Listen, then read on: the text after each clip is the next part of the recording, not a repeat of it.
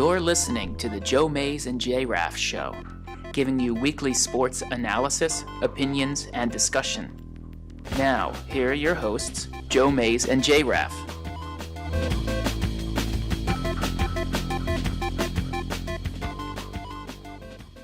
Well, good evening, everyone, and welcome to the 103rd episode of the Joe Mays and J-Raff Show, despite what it might say behind me, which just didn't have time to do a little change over here as we're running into things, getting ready for the release of our second show next weekend.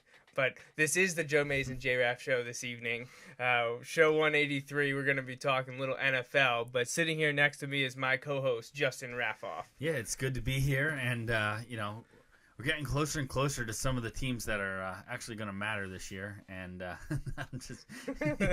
that might be an overstatement, but we're getting closer to the teams where at least our rooting interests will matter this year. So I think we got this division we're talking about tonight. I think we got it thoroughly wrong last year.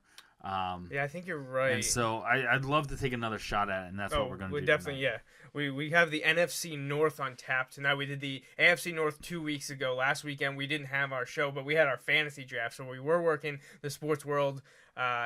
Honestly, this year, every year coming out of our fantasy draft, I always think there's like two teams that like hit it out of the park and they should win. And generally, at least one of the two does really well, even if they don't win at all. This year, I looked at the rosters, and I was like, I have no idea. I have really no clue. I feel like there's a lot of question marks with a lot of players. Some of the players who have been, at least in our league, which has been going... Did you say this is the... This is the 11th season. This is 10th anniversary. This is the start of our 11th season. Like, I feel like a lot of the players... We've seen players enter the league and fade now in our fantasy football leagues lifetime. Absolutely. Which is kind of crazy that there's one league that's been around that long, which is kind of cool. But anyway, leaving fantasy football drafts, sometimes I'm like, I got some real, I always think I have a few like really good players, and then I'm like, I don't really know. I'm really weak at like a couple positions. In ours, I felt I was really strong at one position and like okay at all the others, but till injuries play themselves out and everything like that, and then there's always guys, especially at a couple positions, that just come out of nowhere. So we'll have to wait and see. You already lost two players. Now, one of them you knew about. You took a risk on Kevin White in later rounds of the draft. You got to put him on IR. Who knows if he'll play this year? But then you lost Kelvin Benjamin for the season. The Panthers wide receiver tore his ACL. And now today, and I got a text from my dad who was... I think autocorrect saved him from using some four-letter words. That's just what I was thinking as I was reading the text. He has Aaron Rodgers, but their first pick, this is a keeper league, we keep two players. So Jordy Nelson was their first pick in the actual draft. Rodgers was a keeper for them. Jamal Charles was a keeper for them, but Nelson was their first pick. It's nice to have a great quarterback and a great receiver team up for you. If it works that way, because then you get double points. Right, you get 10 points for just a touchdown. It's 6 and 4. Yeah, without the yards at all. With no yards, it's a 10-point swing. Well, now they lost Jordy Nelson for the. Yeah. It seems like the year. The ACL wasn't confirmed, but that's what they're thinking. Sometimes I can't speak for them in their picking, but sometimes like if you have that number one wide receiver and the quarterback, you're not going to pick like other guys on that team, because you don't want to be too heavy on one team. Well, I shouldn't say that. Some people, they draft all different kinds of things. But I know, if you have the number one receiver and the quarterback, some people will be hesitant to pick, maybe the number two receiver, the slot receivers, or even like a tight end or something, just because they don't want to split it up too much. Like if you have a bad week, that could be pretty devastating. So, they may have steered away from guys like Randall Cobb and the likes and things like that, but I'm sure they'll be fine, and honestly, I don't feel bad for them at all. I feel bad for Jordy Nelson, just to clarify. I feel bad for Jordy Nelson. But the team, because of who it is. Right, but not the fantasy team that drafted him. No. Right. Well, just to be clear. And we may hear about that in just a few seconds, but I'm sticking with it. We'll see if he's got anything to add to this discussion. Packers have overcome injuries to virtually everyone but Rodgers, And I wanted to jump into our league and troll him by picking up Devontae Adams just to be like, I got the guy that's probably going to replace Jordy Nelson. And by the time I logged on, I assume his his coach. My dad tends to say he's the owner and oversees things, and he allows my cousin Todd to run the team. So he's the Jerry Jones, and when he lets Steven finally take over, things turn around. Right. Well, I mean, they haven't won a title since 2008, so it does sound like the Cowboys. Oh, man. If he's watching, I'm sure we'll hear from them. Although I do know 2 weeks ago, he was texting us during the show, and none of them came through until I got upstairs. I'm okay with that. I'm okay with that. So, okay. Well, this is episode 183. We're continuing our NFL preview for 2015, and we're now down to the 6th division we're going to talk about. We started out west and rotated AFC, NFC, and now we're here with the NFC North. The next 2 weeks, we will have shows the next 2 weeks. We'll be doing the AFC East, followed by the conclusion with the NFC East on September 6th. And then just 4 days later, the first game. Can't get here quick enough. I know. How incredible is that? I'm so excited for that Thursday night. Oh, I know. It's going to be incredible. I like Thursdays anyway. Like, Thursdays, just the way that things go. And then when you get to Thursday night football, that's just... I really like that. It kind of leads into, you generally Thursday nights you have, a game on, and then Fridays, there's usually high school football or something going on, and it's the weekend now, and then Saturday's college football and Sunday's NFL football. I really like the move to have a Thursday night game every week. I do too. That's one of the things I absolutely really like. do. And I know the first week they've done that for a few years, longer than they've been doing the full season of Thursday night games, but I just kind of like it makes football a 4-day event, really almost a 5-day. Awesome. It's almost 5 because you have Thursday, Friday, Saturday, Sunday, Monday. Right? So, yeah, the only days you don't really have football are Tuesday, Wednesday. I'll be honest though, with having Austin, around last season, if I wasn't really interested in the Sunday night or Monday night game, it was put it on TV but go to sleep. So. Oh yeah, things have changed. Yeah, exactly. But there is football available should we want to or be able to watch it most nights of the week, which is the point and is a great thing. So before we talk NFC North, let's give you the contact information. If you want to interact with us on the show, there's a multitude of ways you can do that, and Justin has that information for you. Yeah, you can get in contact with us calling the show using the Mace Sandwich Shop hotline at 530-563-6297. Again, 530-563-6297. You can also email the show anytime using the Mace Sandwich Shop email inbox at joemaysandjraff@gmail.com. Again, joemaysandjraff@gmail.com. You can get a lot of this information on the website, which is new over the last couple of months. You can go to joemaysandjraff.com or jmnjr.com. And also like our Facebook fan page, follow the show on Twitter at joemaysandjraff. And just remember that as we're getting ready to set to introduce a second show, that the Joe Mays and J-Raff show and the Bulldog Hour is part of the Jiminger Radio Network. You can also find all the information on the shows that we're working on at jmnjrradio.com. And there's also a quick and easy way to pull up the live audio feed on that website. So again, joemaysandjraff.com or jmnjrradio.com will get you all the information you need about the shows Justin and I are working on. All right, so episode 183, NFC North preview. Where do we want to start? We want to start at the top or the bottom? Start at the bottom. Start at the bottom, work our way up. Actually, you know what? I think we should start at the top because I think I know. Well, I know where I'm going. I don't know where you're going, but I think we're more likely to be in disagreement on the second 3. As I sit here thinking I know what you're going to do. You know we're different? I think we're going to be exactly the same. Okay. I think, just because of the conversations we've been having. We'll wait and see. All right.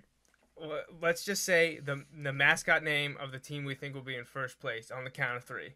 Okay. 1, 2, 3. Packers. Yeah. We mentioned it. We alluded to it at the beginning of the show.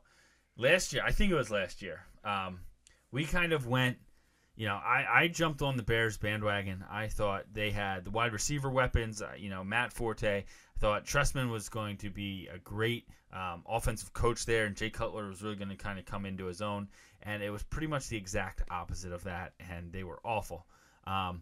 The year before that, I believe I went with the Green Bay Packers because I was like, I'm going with the Packers till someone proves me different, until I see otherwise. And despite the news of today, I am still going to go with the Packers again this year. I feel like I learned my lesson. And even if they don't win, I feel like it's the good pick because until someone shows me otherwise in this division, I'm going with the Packers. Right. Fool me once, fool me twice. And no, it's not going to happen. You have to go with the Packers. I don't see why anyone can think any of the other three teams have enough to challenge them for the division title.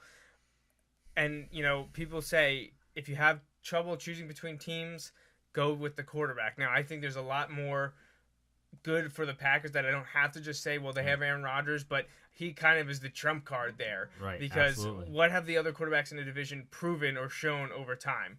Not all that much. Teddy Bridgewater only entering his second season. Jay Cutler is toxic. Matthew Stafford, injury issues and Up inconsistent. And down. Yep. So I have to go with Aaron Rodgers and the Packers. I think they're going to win that division. I think they're one of the better teams in the NFC as well. And until they show us otherwise, I can't go out on a limb in this division. I have to go with Green Bay. I wholeheartedly agree. And, the news today out of their game, I think they were playing the Steelers in the preseason game today. It's suspected. Now, it won't get confirmed till later this week when they do MRIs and all that stuff, probably tomorrow. But Jordy Nelson is suspected to have a torn ACL, which would mean he's out for the year. A couple of years ago, they let Greg Jennings go. He would be their number one receiver.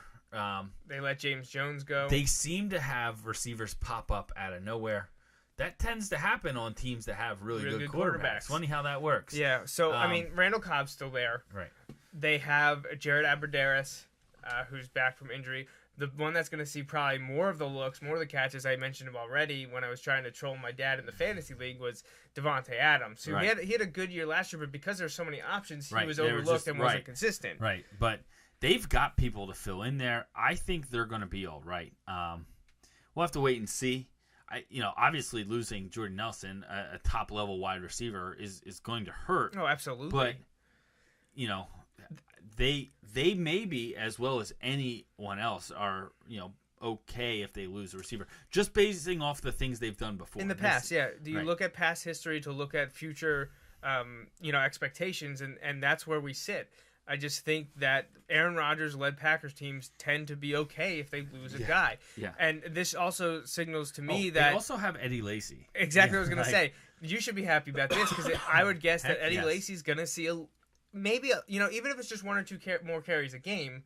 That over the course of 16 games, that's 32 more touchdowns. That's a game's worth more touches. That could be another 2 or 3 touchdowns. Right. So, for fantasy owners such as yourself, who have Eddie Lacy, was one of your keepers, that's probably a good sign as long as he can, get through the wear and tear of a long season. As long as he doesn't get cheap shot in the first game this year. It's troubling for the Packers on some level, but because of the type of franchise, the type of leadership they have, and their draft history of being able to find good players, I think someone will step up, whether it's Devontae Adams, whether it's Abbrederis, or someone that we haven't even heard of. I think the Packers will be okay, and I don't think this knocks them off the perch. Right. They don't need to replace him and have another number one receiver come out of nowhere. What they need is all the other guys to just play to their expectations, and they'll be fine because they have enough other guys that they should be okay. And Aaron Rodgers is going to play above average. Eddie Lacy should be above average. I'm not saying I think he's ranked a little high. The potential there is great because of just the offense. But we'll have to wait and see. But I still, even with Jordy Nelson going down, I don't see anyone overtaking them in the long run. It may be close. It's been close a couple times the last few years. Come down to the last game or two of the season, which is awesome. So it may be close. I don't necessarily think they're going to run away and lap the field or anything here, but I still think they win the division. All right, and I do agree. I think they're one of the better teams in the conference. I think let's peg them, give them a couple wins. I would probably say I like 11. I don't see them winning less than 10. I don't know if they get to 12 though, so I really like 11-5 for them. I'll say 11-12 though, just because I am high on them. I'm exactly the same. So I'll say 11-12. I'm gonna say 12, just because I think they are really good. Yeah, I think if they drop down, I still, like you said, I see them at a minimum of 10. Depending on how much the gap has closed between them and some other teams in the division. This is the third of 4 NFC East divisions. Of all the teams we've talked about, them and the Seahawks I like the best in the NFC up to this point. I would agree so far. I would absolutely agree. All right, I want to do the same thing and see if we're on the same page and who we're having second place. So I think I want we the are. mascot of the team who's going to finish in second place All right. in the NFC North on the count of 3. 1, 2, 3. Vikings. Yeah. Oh, man. So we're always doing this. Always. We just can't get... I don't know if people we can't drum up controversy I don't know if people think we talk about these before the show. Sometimes we will talk about other football things, but we don't get into our predictions with each other. Yeah, we don't normally sit down and like run down our predictions. It's kind of on the show. It just so if we did, I would not that I'm a contrarian when it comes to our sports discussions at all, Joey, but I'd probably pick other teams. But now a couple weeks ago we did have the conference where I wasn't sure and I was changing my mind in and out of everything. But, I think the Vikings are definitely on the right path. I think they have their answer at quarterback. I'm not saying honestly, I'm not sure he's even the second best quarterback in that division yet. Yet, right, I would say yet. But he could be there by the end of the season if things go well. I think some people are going to say we're crazy, but I'm very high on Teddy Bridgewater. I'm high on Teddy Bridgewater as well. They also return arguably the best running back in the league. Who missed a bunch of last season. People are like, oh, running back's over 30. Well, you know what? He wasn't. And it gets a little distorted because I've seen people who are like, well, running backs that miss a season, after the 30. Yeah, but why do you miss a season regularly? It's not for the same reasons Adrian Peterson was. You were missing a season generally because of injury. So he's had a year of rest, essentially. Right. I think they're going to do some big things. I know they've had some injuries in camp and everything to their offensive line. That could be an issue, but... Yeah, they lost Phil Lodehold, I believe, to a torn Achilles, I think it was.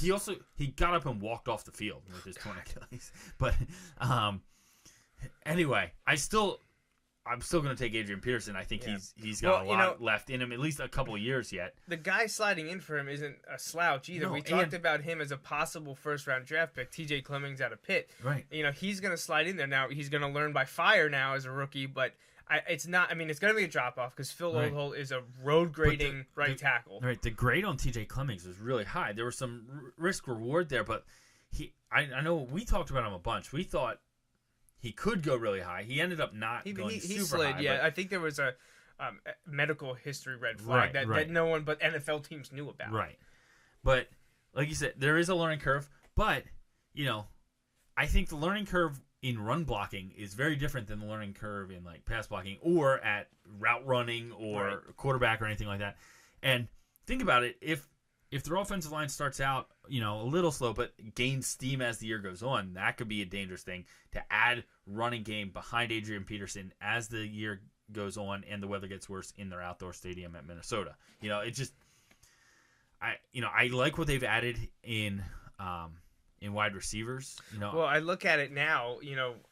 I knew they had added Mike Wallace, and they basically traded Wallace and Jennings. I know that's not exactly how it went down, but the Dolphins added Greg Jennings. The Vikings added Mike Wallace in the trade with the Dolphins, but they're kind of doing the same thing as the Colts are with the ridiculous amounts of speed. Mike Wallace, Cordero Patterson, Jarius Wright, some burners there. Right. Those are deep threats for you, but then. That they're secondary options because Adrian Peterson is 1A, 1B, he's always the number one option. The way Teddy Bridgewater got better as you wanted him to do during his rookie season, he did that. Right. So I just think that the Vikings were, I thought, going to be a bit of an under-the-radar team, and I thought maybe me picking them second and challenging for a wild card spot was going to be something a little different. But apparently other people are thinking that way too, because I also like Charles Johnson there in that receiving group, and Kyle Rudolph at tight end I think is just a perfect match for Teddy Bridgewater in his second year. You flip to the other side of the ball. Oh, they're really strong on defense, and again, really strong on defense. Maybe the best defense in the division. Maybe. Possibly, yeah. Because I think the Packers have the names, but they don't have the results. Right. And now, one of the key things is they need their defense to be better than the Packers will need their defense to be. Generally, on a week-to-week basis. They're going to need more from their defense than the Packers are. Because even with the Jordy Nelson injury, I think the Packers, they're going to put up upper 20s most weeks or more most weeks. I don't know that you're going to get that out of this Vikings offense yet. I don't know that that's what it's really designed to do yet. But you could be looking at, 3 plus, 21 to 24 points a game from the offense. Well, this defense, if they're giving up 21 points a game, they're not going to win a lot of games. But not many teams will. I don't see this defense giving up 21 points a game. No. Anthony Barr in his second year, incredibly athletic linebacker. Chad Greenway is always a constant threat there. He's been there for a long time. Terrence Newman is the veteran cornerback there for stability, but then they got first-round pick Trey Waynes added to Xavier Rhodes from a few years ago. Harrison Smith's one of the most underrated free safeties in the league. I love their defensive end pairing in Robeson and Griffin, and putting Sharif Floyd next to Linval Joseph. Linval Joseph, who's just a monster and just takes on blockers, eats up space, and the Sharif Floyd, who's got the quickness that you need in a three-tech tackle to just burst through the gap, cause havoc in the backfield. I think the Vikings, outside of, some of the NFL people that write for the league,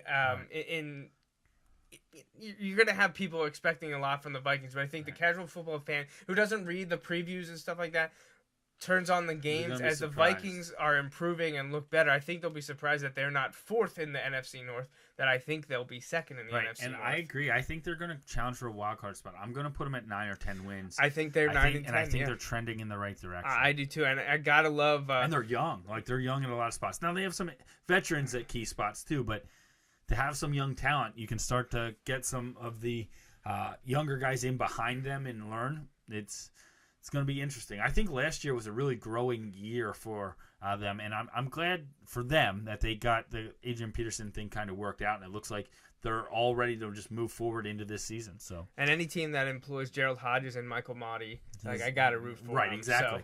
So. Honestly, if you're picking a team to for me to root for in this division, with the two Penn Staters there, hopefully they stay there.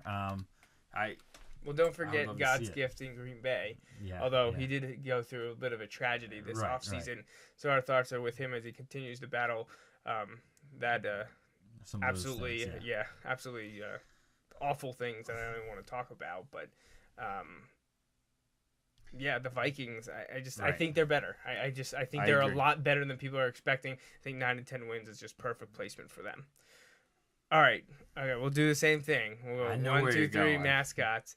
I guess I shouldn't have pulled it up before. Well, I knew where you were going anyway. As soon as you said you had my picks pegged, before we even really talked about it, I knew that you did, and I knew that we were going to be the same. As soon as you said it, because not that we talk sports and know each other's opinions sometimes. No, not at all.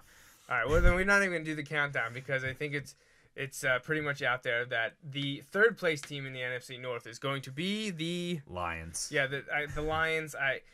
I like their offense still. Even though the inconsistency from Stafford and sometimes the injury concerns. Same thing with Megatron. I think they have enough on offense to make things interesting. I agree. I think they can push for a wild card and challenge the Vikings and Packers and whatnot.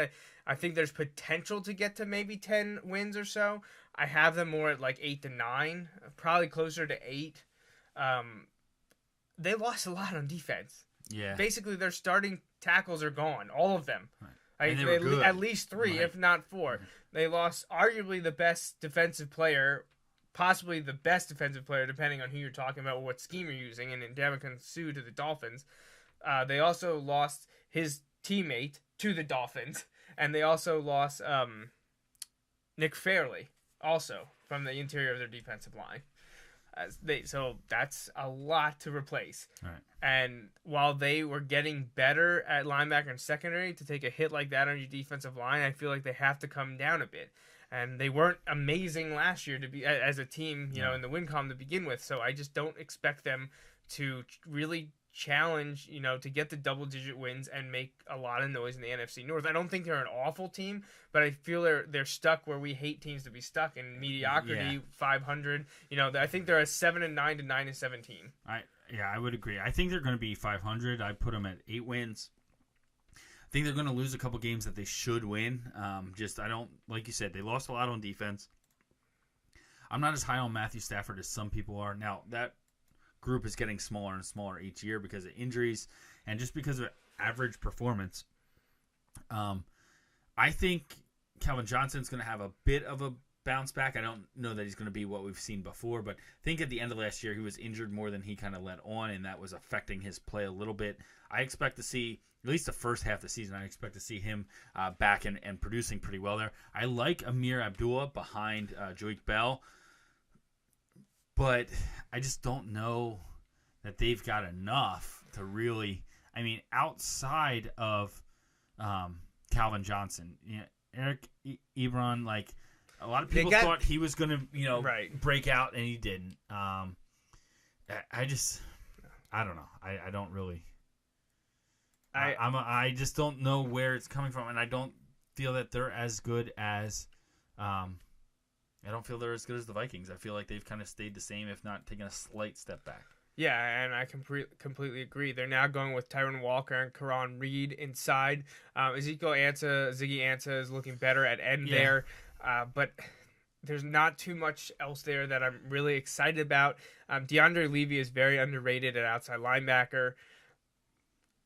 Darius Slay's gotten better in the secondary. They got some journey guys at safety, and I can't even say it. Digabo, who's been, I think, on like 6 Was teams. he on the Ravens, maybe? And the Patriots, Glover Quinn, nothing stands out to me. I think they'll be okay. You're right. I think they're good enough to be in the middle of the pack. I think if things go right and they don't suffer a lot of injuries and some of the unknowns, like breaking in new defensive tackles and a new running back, goes better than expected, I definitely think they can get 9, maybe 10 wins and maybe get that second wild card spot. I don't think they're a dumpster fire by any stretch of the imagination. But by far, they have the most ifs and buts of the 3 teams we've talked about so far tonight. So, that kind of, we talk about quarterbacks. Like I said, I think Stafford right now, I would still rank him above Teddy Bridgewater. Just pure at this moment, which one? But not on potential by going the end forward. No, if I had to pick one that I want to be the quarterback of my team moving forward, starting right now, everything else exactly the same way, I'm definitely taking Teddy Bridgewater on my team over Matthew Stafford. Now, I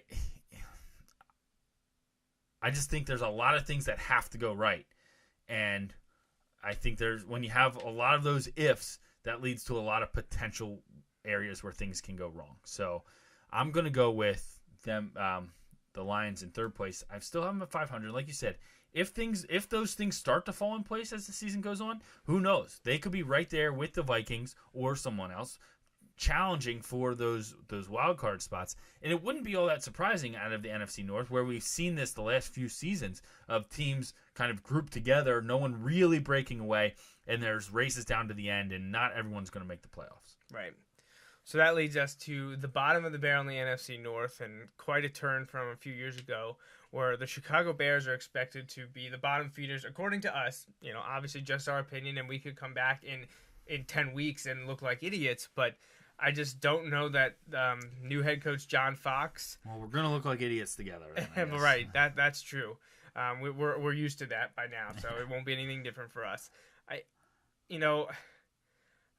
And I'm not even sure exactly what jumps out to me in saying this is the worst team in the division, but I guess nothing gives much hope. There's no sense of hope to me. Maybe it's because of the way the stigma around Jay Cutler. Right. And here's the thing. Those things get blown out of proportion a lot, right? However, he keeps doing things, and not just, there's been a bunch of articles written just recently on this, but he just does things that kind of like prove or fuel the fire for the haters all the time. And it's not all just like, attitude stuff and things. It's play. Like, he comes up short in big games, like sometimes,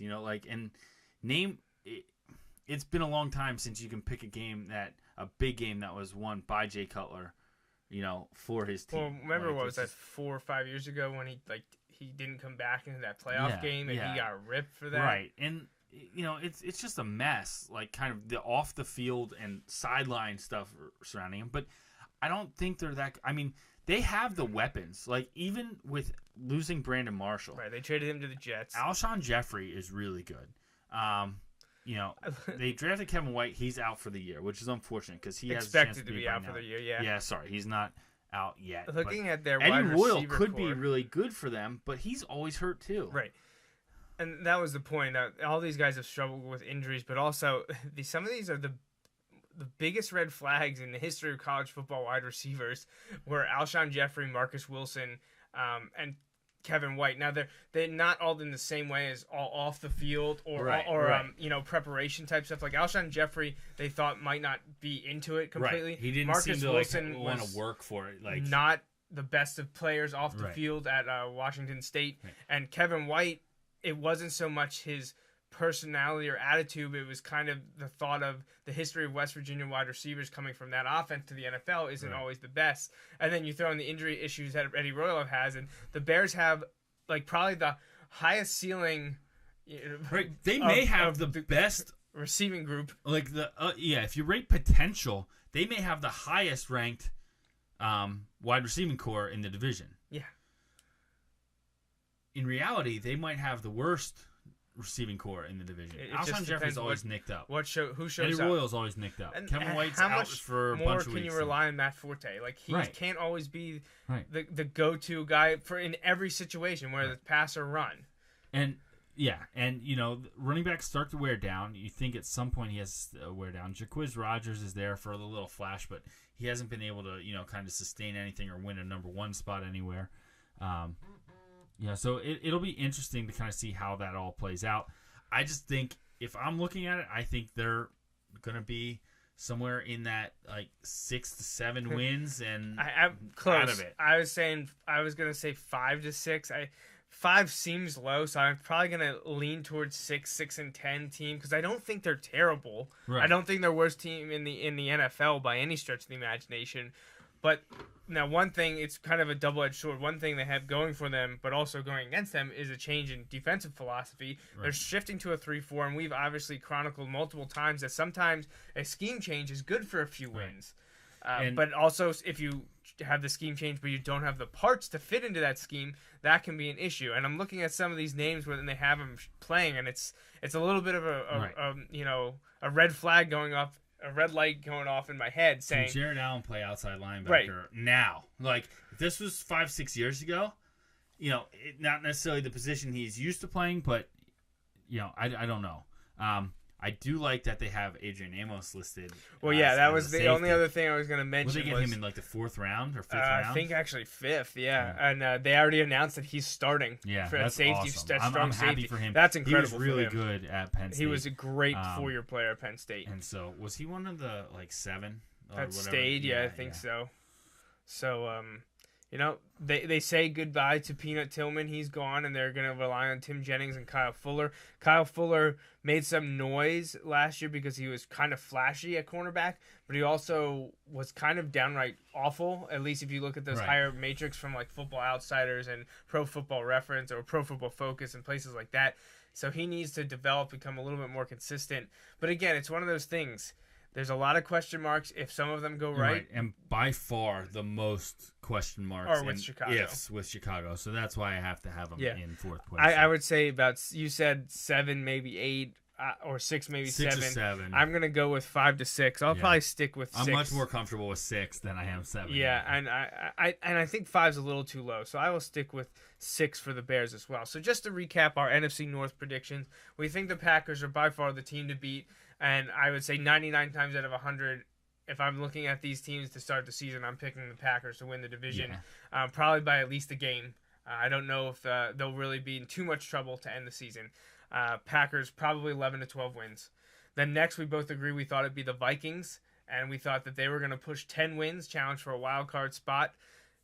3rd place, we had the Lions. Lost a lot on the defensive line, lost their running back, Reggie Bush, now in San Francisco. Injury history with some of their key offensive players, not the best. So we have them in 3rd, probably around 500. Last would be the Bears under new head coach John Fox and a switch to a 3-4 defense. They're going to bring up the rear. They're the caboose sitting probably about 6 wins. At least that's the way that we see it here on the Joe Mays and J-Raff show. Yeah, and I like you heard on the show, I'm in agreement. So now next week it's AFC East. Yes, correct? It is. We may not be the same in the AFC East. We'll have to wait and see, but it could get interesting because even if it is the same, we kind of hitting close to home the next couple weeks. So. Yeah, the next 2 weeks definitely getting a little bit more emotional and maybe a little bias thrown in. We'll see. What's a sports show without emotion and bias? True. So we'll hit the AFC East next week, next Sunday, August 30th at 6:30. We will broadcast our AFC East preview. And later that evening, we'll actually be putting up the first episode of the reboot of our Bulldog Hour show. It's not live. It's just going to be put up on Sunday evening for consumption by everyone out there. And we hope everyone enjoys it. And any of you listening to the Joe Mays and J-Raff show, if you're in the West Lawn, PA area, or know anything about the Wilson Bulldogs football team, I hope you'll give it a chance. And again, like everything we do, it's free. It'll be available on YouTube, SoundCloud, and eventually on iTunes as a podcast as well. All right, so I think that's everything for this week, episode 183. I know we have a couple things to mention here before we sign off, and I'll let you handle that. Yeah, happy anniversary to my parents. 35th anniversary. 35 years. Today. So. Wow, yes, congratulations. A great milestone. What a wonderful thing to be celebrating. I do think I forgot, and we weren't on last week, so we're now 10 days removed, but happy birthday both to my grandmother celebrating her 95th on August 12th, and also my mom August 13th. She had a birthday as well, and I didn't get to mention it on August 9th on our last show, so I want to make sure little belated birthday to both of them. Yeah, I think that's about it, I think. Anything else to add? Should be good. Okay, then thanks for joining us. That wraps up the 183rd episode of the Joe Mays and J-Raff show. We hope you tune in every Sunday evening at 6:30 for our take on sports. Until next time, I'm J-Raff. And I'm Joe Mays. Thanks for listening.